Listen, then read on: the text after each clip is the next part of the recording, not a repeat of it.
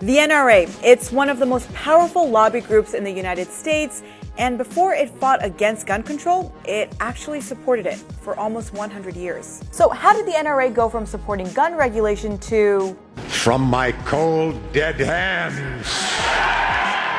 Hey guys, this is Sana, this is AJ Plus, and today we're going to look at the history of the NRA and gun control in the United States, and Lee Fang from The Intercept will be joining me to discuss how the NRA might be more interested in gun sales than gun rights. We know that the gun industry wields incredible influence over the NRA.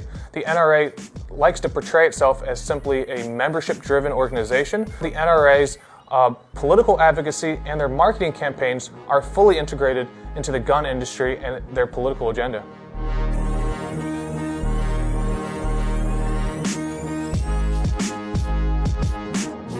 The history of gun regulation in the U.S. is a history tied to racial discrimination, and the NRA was a central part of that. Founded right after the Civil War, the NRA was mostly a sports club dedicated to promoting marksmanship, but even then it had a hand in policy. In the 1920s, the NRA was part of drafting the Uniform Firearms Act, which was model gun legislation for states to adopt. The act required a license to publicly carry a gun, a license that could only be given to someone deemed suitable with proper reason. And you can guess who didn't fit those requirements. Not too long after that, the NRA endorsed the first federal gun control act, the National Firearms Act, which targeted so-called urban crime, which then was synonymous with Italian Americans. Fast forward to the Civil Rights era. The Black Panthers were openly and legally arming themselves in the streets of Oakland, California. Elsewhere, Malcolm X was talking about the ballot or the bullet, and of course, these famous words. And bring about the freedom of these people by any means necessary. And generally, there was growing unrest over racial inequalities. So in response to the Black Panthers, who were exercising their right to armed self-defense, then Governor of California, Ronald Reagan, with the support of the NRA, restricted its open carry laws with the Mulford Act of 1967. That act banned the open carrying of loaded weapons. And a year later, there was a Federal Gun Control Act of 1968. Now, the 60s had seen a slew of major political assassinations. Congress, with the support of the NRA, passed the act. It became the primary federal law regulating firearms, barring mail-order sales of rifles and shotguns, and prohibiting most felons from purchasing them. But then the 70s happened, and the NRA started changing its tune. At a 1977 NRA meeting in Cincinnati, a group of anti-gun control members essentially staged a coup. They put their man Harlan Carter in charge as executive vice president. And Carter had a colorful past. He was convicted of murder for shooting a Mexican teenager when he himself was a teenager. Carter served only 2 years. And 3 years after his release, he joined the U.S. Border Patrol, becoming its head in 1950. He even bragged about his all-out war against undocumented Mexicans in a 1954 interview with the LA Times. And it was that same Carter that led the NRA's evolution from supporting gun control to a newfound unconditional love for the Second Amendment. With Carter at the head of the NRA, membership tripled in the following years. And here is where it gets interesting. The NRA started lobbying Congress for years until it passed the Firearm Owners Protection Act of 1986. That act softened some of the regulations introduced in 1968's Gun Control Act, the same act that the NRA had actually supported. But the act included an amendment that further tightened the restrictions on machine guns, and a lot of NRA members weren't too impressed, and so they left. When the Brady Handgun Violence Prevention Act was introduced and signed into law by Bill Clinton in 1993,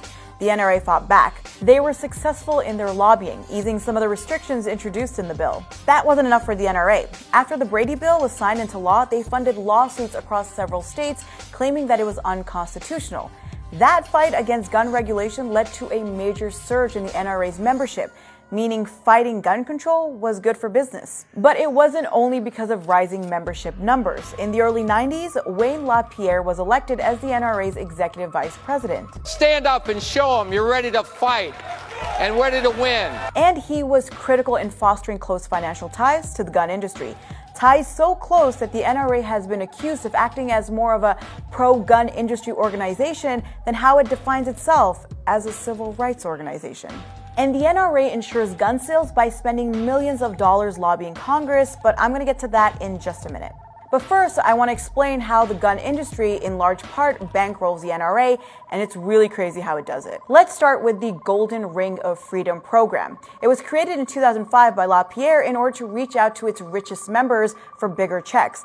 And those richest members included corporate partners from the gun industry who between 2005 and 2013 donated between $19 and $60 million to the organization. In addition to donations, there are a growing number of NRA programs sponsored by gun manufacturers. For example, in 2011, Sturm & Ruger launched the 1 Million Gun Challenge, a campaign to sell 1 million guns with $1 from each purchase going to the NRA. But there's more, and Lee can break that down. Companies like Sturm Ruger, Smith & Wesson, they actually disclose to investors that on a quarterly basis they provide millions of dollars to the NRA as part of their operating expenses. So when they're doing their own audits saying that they've got to pay for staff and other upkeep, they actually include regular contributions to the NRA. Now, the NRA is putting a lot of the money that it's received, whether from gun manufacturers or membership fees, towards lobbying Congress. When gun control legislation does come to Congress, they have direct lobbyists, people who walk the halls of Congress, talking to lawmakers.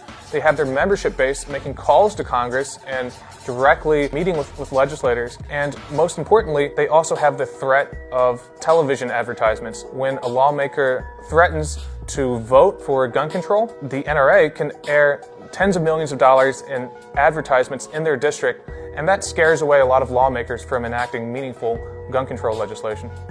I'm the National Rifle Association of America, and I'm freedom's safest place.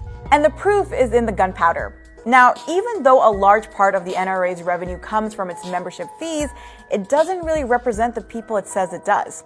A 2017 Pew Research study found that among Republican gun owners, more than half of NRA members are in favor of instituting background checks for private gun sales. And that's Republicans who own guns, who say they're NRA members. Attitudes towards gun control policy are shifting in the United States. There's more and more support for background checks, limiting access to guns for people on watch lists, people with mental illnesses. And more than half of gun owners support a federal database for tracking gun sales. But it doesn't seem that the NRA has any interest in backing away from its pro-gun industry position anytime soon.